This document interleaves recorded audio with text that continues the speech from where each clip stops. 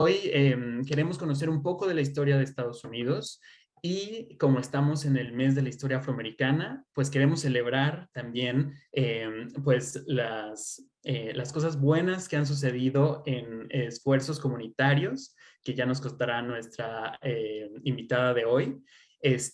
Y pues queremos comentar o discutir con ustedes soluciones para mejorar la situación que tenemos hoy en día. Entonces, sin más, empecemos. Entonces, pues miren, lo que yo hice para esta sesión es, digamos, primero decidimos el tema con Masabe y con Jess, a partir de la retroalimentación que nos dieron, y me di a la tarea de poner en el buscador que redlining y heat islands. Así le puse en el buscador de la universidad y me salieron varios artículos muy interesantes. Y entonces con ese material le dije a Masabi, ¿qué tal si preparamos una sesión con esto? Y me dijo, perfecto, dale. Y entonces aquí está el resultado. Entonces, ¿qué son estas políticas de líneas rojas? Pues miren, fue un sistema de evaluación más que nada, de evaluación de la Tierra. Así como Blanquita nos recordó sobre la historia de la Tierra en donde vivimos, estos también tienen que ver con cómo es que se delimitaron ciertas partes de la ciudad como buenas o malas. Y esto no solamente fue, digamos, arbitrario o que dijeron hay que poner una línea aquí, sino dependía de quiénes estaban viviendo allí y es por eso que decimos que ahora pues son esfuerzos racistas en realidad, porque ellos solamente daban el valor a la tierra de mayor o menor valor en base a cómo se veían las personas. Entonces, esta foto de aquí, a la primera que ven, uno ve la misma casa, ¿verdad? Pero lo único que cambia, pues, son las familias. Uno se ven de diferente manera y otro se ven de otra. Y el precio de la misma casa pues cambia de mucho, ¿verdad? De 300,000 a 700,000. Entonces, ese era en sí la política esta de las líneas rojas. Digamos que lo que logró hacer esto es que el dinero se fue de los lugares o de los barrios que les dieron una calificación menor. Y esto lo hacían con la idea de que según cuando tú vas a meter tu dinero en una casa, lo ibas a perder porque el valor de ese lugar iba a bajar mucho. Entonces así fue que fueron dirigiendo las inversiones a lugares donde vivían la gente blanca, básicamente. Entonces lo que hizo esta política fue básicamente pues segregarnos y hacer pues diferencias raciales mucho más enfatizadas o grandes, pues, ¿no? Una de las cosas que también quisiera decir es que digamos que no se hicieron líneas en realidad así como una línea y ya de arriba o para abajo, o sea, no era tan, digamos, simétrico, sino que así como en esta foto, uno ve que está como que hecho como, pues ahora sí que de manera muy, pues, rara, ¿no? O sea, uno dijera, bueno, ¿y cómo decidieron esas líneas? Les digo que es porque dependiendo de quiénes estaban viviendo allí.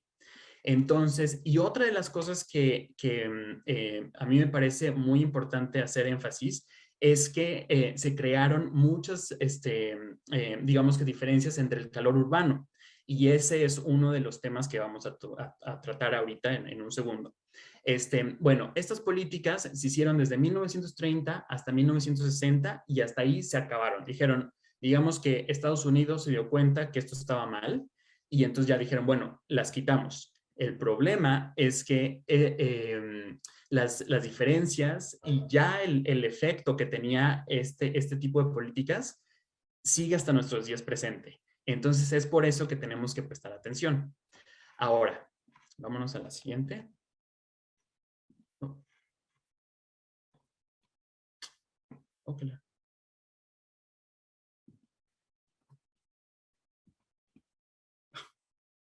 No puedo. Ah, there we go. Ok.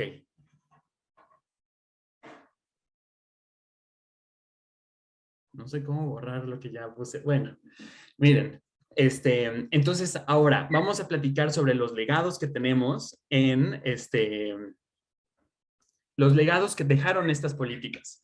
Entonces, en mi revisión de estos articulitos que leí, que en realidad pues, son aburridos, pero creo que son importantes porque son rigurosos en tema de la investigación, y encontré tres legados principales de estas políticas. Uno, que los lugares donde se pusieron, digamos que se excluyó de la ciudad, hoy en día tienen menos espacios verdes. Entonces, digamos que se hizo, como les decía, le dieron calificaciones a la tierra. Entonces, los lugares que les dieron calificaciones menores, hoy en día tienen menos espacios verdes.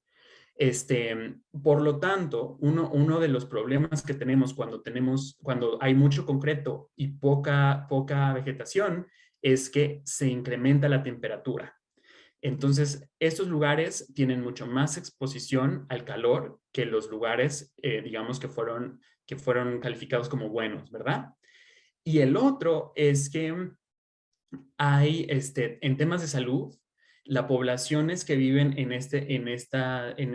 pues en estos lugares tienden a tener más problemas de salud debido a, pues a lo mejor, contaminación del aire, el mismo calor y pues al tener menos acceso a espacios verdes.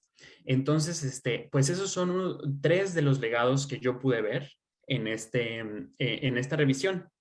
Ahora, para quiero borrar eso. Jess, do you know how to erase that? Sorry, I'm kind of new here.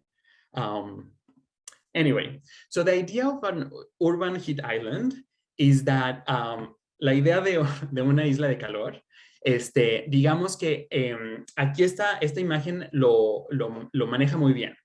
Primero tenemos, digamos que en la parte de la X, o donde ven los arbolitos, tenemos diferentes tipos de vegetaciones y diferentes tipos, digamos que la ciudad está ahí también, están unas casitas y está pues más arbolitos, ¿verdad? Y entonces en la Y, o digamos que en la parte vertical, lo que nos muestra son los grados de temperatura a cierto tiempo del día. Imagínense que esto es a las 2 del día, ¿no? Entonces, si uno está parado en la parte del centro de la ciudad, si uno puede ver, la temperatura es mucho más alta. Oh, thank you, Jess. La temperatura es mucho más alta, tiene pues por ahí de 33 grados, ¿verdad? Y al mismo tiempo, si uno se va a los arbolitos, va a haber 85, o son 85 grados Fahrenheit o 30 grados centígrados, ¿verdad? Entonces, la diferencia, pues sí son de algunos grados entre los lugares que tienen más vegetación y los lugares que tienen más concreto y más asfalto. Entonces, este es uno de los, digamos que los componentes principales por los cuales sucede esto. En los lugares donde hay menos vegetación, suelen tener una temperatura mucho más alta. Entonces, uno de los ejemplos que les quiero poner es de la ciudad de Baltimore. Allí, en esta ciudad, me encontré este trabajo de algunos científicos o académicos que han hecho trabajo por mucho tiempo. O sea, ha sido una investigación de más de 20 años. Y ellos lo que han hecho es básicamente pues, poner atención en la población de la ciudad, en cómo se ha cambiado la población. Pero miren, en el primer mapa que ven aquí con la parte roja en el centro, ahí muestra cómo diferentes partes de la ciudad les dieron mejores o peores calificaciones en base a estas políticas racistas que ya comentamos sobre las líneas rojas. Entonces, la parte roja muestra, digamos que las zonas que eran consideradas como peligrosas, otras zonas, digamos que las amarillitas, son como que ya se están haciendo feas esas zonas, pero todavía está bueno vivir. Y las zonas verdes son las que allí digamos que están recomendando comprar la tierra, ¿no? Entonces, así fue, digamos que este es un ejemplo de cómo se hizo, pues las líneas rojas en esta ciudad. Y ahora los invito a ver el otro mapa, digamos el verdecito del lado derecho, y ahí podemos ver cuántos árboles hay en cada parte de la ciudad, ¿verdad? Entonces, si uno puede ver, es casi pues muy fácil ver que las zonas rojas que fueron clasificadas como muy malas en la ciudad, para 2015 o por ahí que fue hecho este artículo, ya no había tantos árboles como en otras zonas que eran calificadas como mejores. Entonces, este es uno de los ejemplos, digamos, esperados, en donde las zonas que fueron calificadas de peor manera, hoy en día, en el presente, tienen peores accesos a zonas verdes que las que no. Entonces, ese es un ejemplo que les puedo dar de cuál es el legado de este tipo de políticas en las ciudades de hoy en día. Y lo que a mí me parece interesante de este caso en específico es que este estudio lo que vio es que ha habido movimiento de la población a través del tiempo. Entonces, digamos que las personas blancas que vivían en los suburbios, bueno, en la parte del centro de la ciudad, se empezaron a mover hacia los que le llaman suburbios. Entonces hubo mucha migración, digamos, de las personas blancas que vivían en Baltimore hacia los suburbios, y las personas negras que vivían, o afroamericanas que vivían dentro de la ciudad, se mudaron a las partes que los blancos antes habitaban. Entonces, ese cambio demográfico a mí me parece importante señalar, porque el estudio muestra que muchas de las personas que se mudaron a los lugares donde vivían los blancos anteriormente heredaron privilegios en la tierra, de esos que ya hablamos, donde había más zonas verdes, etcétera. El caso es que lo que yo les quiero comentar, o que a mí me pareció importante señalar aquí, es que la tierra misma puede tener privilegios o puede también ser parte de opresiones sistémicas, y se materializan en los lugares verdes que tenemos. Entonces, pues como les decía, en Baltimore, uno de lo que se esperaba es que hubiera menos espacios verdes en los lugares donde se hizo la línea roja, y eso sí es real. Pero, o actualmente, una de las cosas que a mí me parece buena es que la comunidad afroamericana tiene mejor acceso a los parques que antes. Entonces, ha habido un cambio, digamos, generacional, en donde, pues a mí me parece muy interesante. Y luego hay otro dato interesante también, que las personas blancas que se mudaron a los suburbios, aquí en la grafiquita de acá, nos dice que, digamos que al irse mudando a estos lugares, ahora tienen mayor exposición a lugares tóxicos. Entonces, digamos que la lucha no está terminada, es a lo que voy. Tanto en Baltimore, en los lugares donde ahora, digamos, que fueron ocupados perdón, o sea, digamos que eh, actualmente los lugares donde hay más personas, mayor representación de personas de color, tienen menores accesos a los lugares verdes. Entonces el problema no está resuelto, y también las personas blancas están más expuestas a cosas tóxicas que antes. Entonces, de esa manera, podemos decir que la lucha sigue, o sea, tenemos que seguir luchando. Y lo que les quiero decir es que esta lucha es de los dos, o sea, no solamente es una lucha de las personas de color, sino tenemos que incluir también pues, a las personas blancas también, o sea, pues es algo que compartimos como humanos. Y ya para terminar, no les quiero dejar como con esta idea de que hoy todo está muy feo. Entonces, digamos que dentro de la misma literatura que leí, o de los articulitos que leí, pues algunos autores dicen que tenemos actualmente herramientas para saber las diferencias entre nuestras ciudades y hacer un cambio. Entonces, una de las cosas que ellos dicen, pues que usar datos para ver, para realizar pues, intervenciones. Entonces, en el mapita aquí que ven el rojo con verde, ahí se ve la diferencia de temperatura en el territorio, y esta es una foto de Phoenix. Entonces, solo uno con verlo, uno puede ver que hay lugares que tienen mayor exposición de calor que otros. Entonces, esta es una manera en la que podemos decir o decirle a la ciudad de Phoenix o digamos, a nuestros representantes que hay lugares que necesitan espacios verdes, por decir, ¿verdad? Y otra de las maneras que podemos incluir crear soluciones es incluir a la comunidad que sea afectada para el desarrollo de soluciones. Eso es una de las cosas también que se repiten en la literatura y repetimos también en juntas que yo he estado. Tenemos que incluir a las comunidades afectadas para crear las soluciones. No sé si hay alguna otra idea que a ustedes se les ocurra de cómo mejorar esta situación. La pueden dejar en el chat.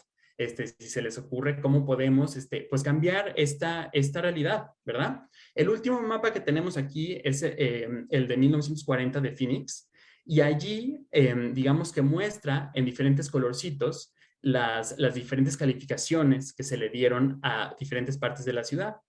Y una de las cosas que podemos decir es decir, bueno, miren, el sur de Phoenix ha sido históricamente parte de opresiones, ¿verdad? Entonces, lo que podemos recomendar a nuestros representantes es que se tomen en cuenta estos barrios en donde sabemos que ha habido presión sistémica en el pasado para ver si les hace falta parques, por decir, ¿verdad? Entonces, si tienen alguna otra idea de cómo solucionar este problema, lo pueden dejar en el chat. Y con esto concluyo mi participación, y ahora invito a nuestra doctora Tara Armstead que nos comente un poco de sus experiencias. Listo, es todo tuya.